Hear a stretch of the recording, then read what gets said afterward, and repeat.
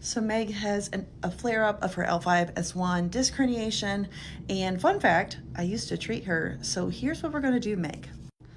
Step one, you know I'm a big believer in steroid packs. If you have pain and it is bad and you haven't talked to somebody about getting a 5-day steroid pack to calm that inflammation down, that is step one. Number two, what have you been doing in terms of your home exercise program? I'm talking about the soul-sucking, boring stuff.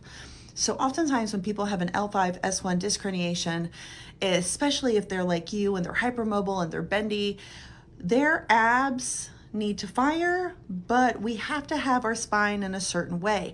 You can't be slouched, you can't be too arched, you have to be in the exact neutral spine.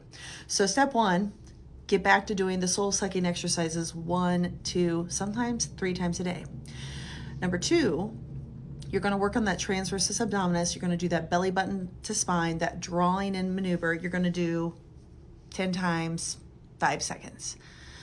You may do pelvic tilts if it doesn't hurt or exacerbate your symptoms. Okay, so if you do pelvic tilts, you're only going one direction, you're just tucking. So it's like a posterior rotation.